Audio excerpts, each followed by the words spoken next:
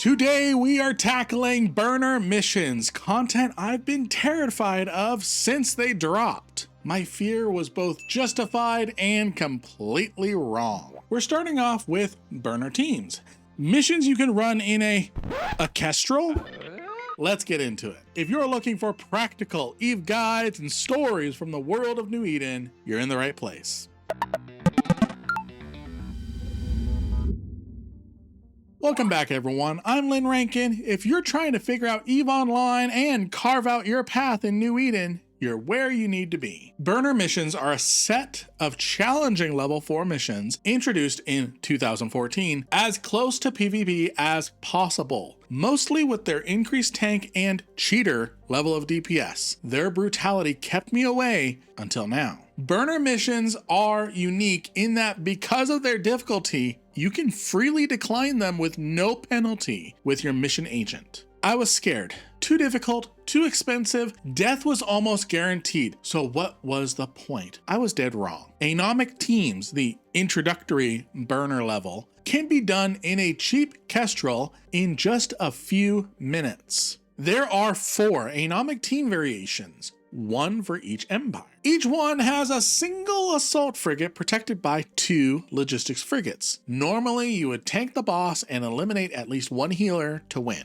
We're going to do something way better. We're gonna cheese it. This fit is by Vince Panama on EVE Workbench. I didn't think it would work, but it does, and it does so brilliantly. We're running a kiting light missile Kestrel with a micro warp drive, target painter, and ECM modules. The ECM is where the cheese happens. I have modified this fit to have a cap recharger to take advantage of the extra mid slot and make sure we're sitting comfortably. But with good capacitor skills, you can go without this and you should be able to recover if you run low by temporarily disabling your E-War modules. A few important skills you are going to want to make sure you have trained for this fit. Target navigation prediction. This will reduce how much damage your target can mitigate because of their speed. Level 3 or level 4 should get you by. Remember, when a missile hits the target, it calculates its signature size and speed. If it can theoretically outrun the explosion or squeeze past the flak, it takes less damage. High speed maneuvering. Make sure to train this to at least level 4 to mitigate how much capacitor your micro warp drive uses, keeping you more cap stable. Acceleration control. Having this to at least level 3 will improve your speed and make sure you can keep ahead of the boss. Weapon upgrades.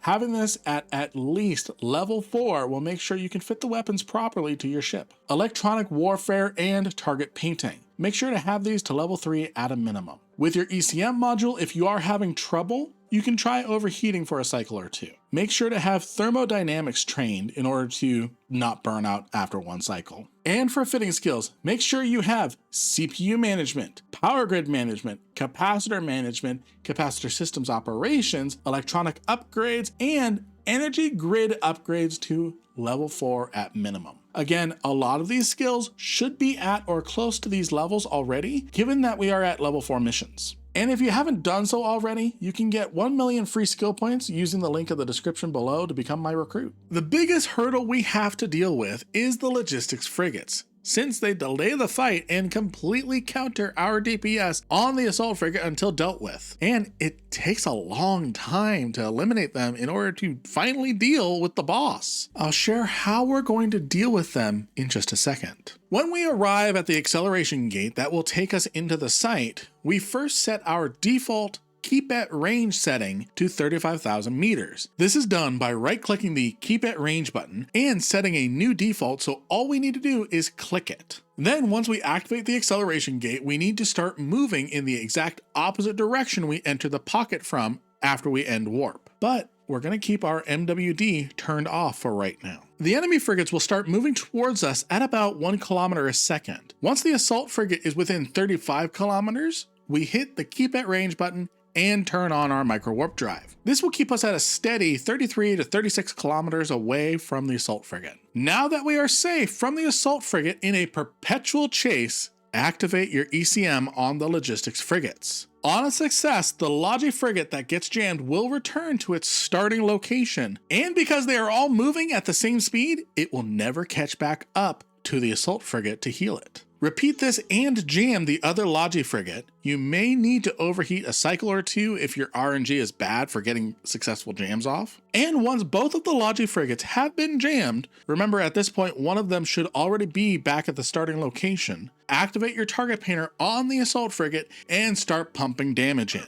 All you need to do is make sure you have the correct ECM and ammo loaded for the burner team you're going up against. That's literally it. You don't even need to take out the Logi frigates. Once the assault frigate is dead, the mission is complete. It was so simple, I couldn't believe it, and in a 10 million ISK Kestrel too. So you have your Kestrel. You've rolled one of the 4 burner teams. What's the correct ammo and ECM for each team? For the Vengeance team, you will want to use missiles that deal thermal damage, Inferno, and have a radar ECM module equipped. For the Hawk team, you will want to use missiles that deal EM damage, Mjolnir, and have a gravimetric ECM module. For the Enyo team, you will want to use missiles that deal explosive damage, Nova, and have a magnetometric ECM module. And for the Jaguar team, you will want to use missiles that deal kinetic damage, Scourge, and have a LADAR ECM module equipped. These have been tested, and thank you again to Vince Panama for creating this fit and making it available on EVE Workbench. I've added their version and my modified version in the description, and both work wonders and incredibly efficient. Don't forget to check the recs of the assault frigate after you beat it. Sometimes they can drop faction modules. And we're forgetting one last thing. How much are these things worth? Each burner team's assault frigate boss is worth 5 million ISK in bounty rewards. The Logi frigates don't have anything. Combine that with the 4.5 million ISK and 13,000 loyalty points for the mission rewards taken from an agent in a 0.5 system with max social skills. And with our loyalty point calculation from our last video being 1600 ISK per LP, again, you can have a higher ISK to LP ratio. That means this single burner team, which took us less than 5 minutes, including travel time, a whopping 30 million ISK for 5 minutes of our time. If you're lucky, you'll get multiple burners and burner teams in a row. The most I've gotten in a row so far was 3. Not including the rewards we get from other missions and the chance for faction modules, we're looking at minimum 90 million ISK per hour if we get 3 burner teams per hour. Considering that anomaly runners in Ishtars can pull roughly 60 million ISK per hour, including ESS payouts in a